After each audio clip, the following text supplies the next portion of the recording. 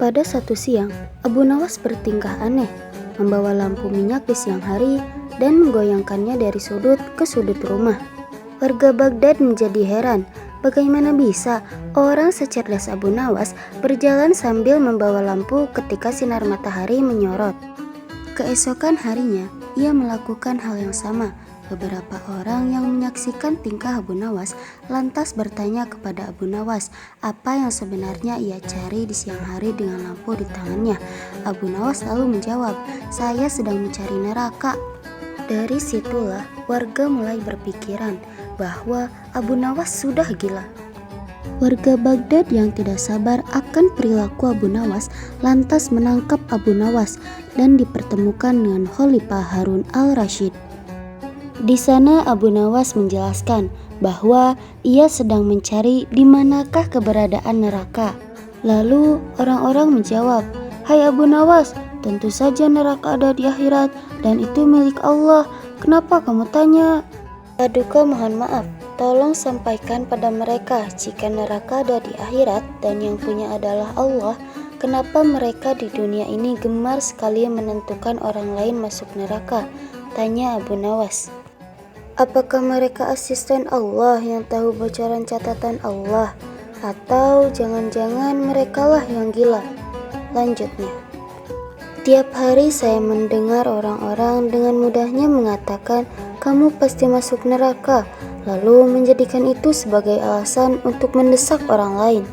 Saya jadi penasaran, apakah neraka itu ada di bumi ini?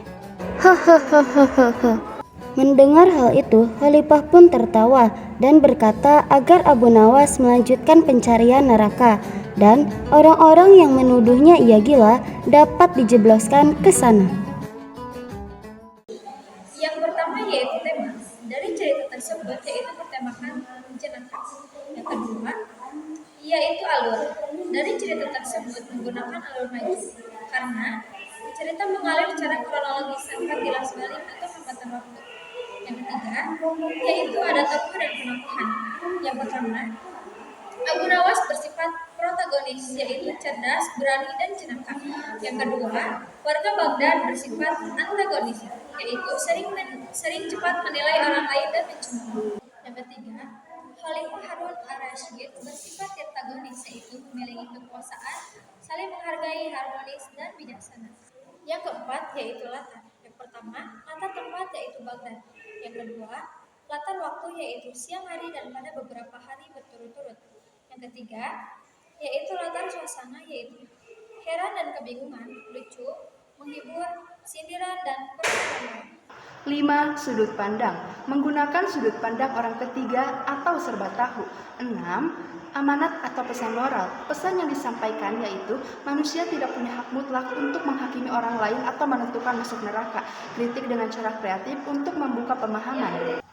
7. Gaya bahasa. Yang pertama menggunakan gaya bahasa hiperbola atau berlebih-lebihan, menyatakan bahwa Abu Nawas mencari neraka untuk menekankan bahwa jika seseorang suka menentukan masuk neraka seakan bisa dicari di dunia nyata. 2. Ironi atau sindiran. Abu Nawas yang mencari neraka di siang hari dengan lampu, sesuatu yang bertentangan dengan logika yang normal untuk menyindir orang-orang yang suka menghakimi orang lain. 3. Pertanyaan atau retoris. Abu Nawas yang menggunakan pertanyaan-pertanyaan yang tidak meminta jawaban, tetapi untuk memancing kesadaran. Dalam unsur ekstrinsik terdapat nilai-nilai. Yang pertama ada nilai moral. Cerita ini mengajarkan kita agar tidak cepat menghakimi seseorang dari perilaku luar. Yang kedua ada nilai sosial, yaitu mendorong toleransi terhadap perbedaan pandangan dan juga cara berpikir. Yang ketiga ada nilai budaya. Cerita ini mencerminkan tradisi humor dan sindiran khas Arab klasik yang digunakan untuk menyampaikan pesan moral dan juga kritik sosial. Cerita ini juga menggambarkan budaya masyarakat masa itu yang menghormati pemimpin dan juga para ulama. Yang keempat ada nilai agama, yaitu mengajarkan kita untuk muhasabah diri atau introspeksi diri dalam bidang agama dan juga mengingatkan kita bahwa penentuan siapa yang masuk neraka dan juga surga adalah Allah, bukan manusia. Itulah cerita hikayat Abu Nawas mencari neraka di siang hari. Semoga bermanfaat bagi teman-teman.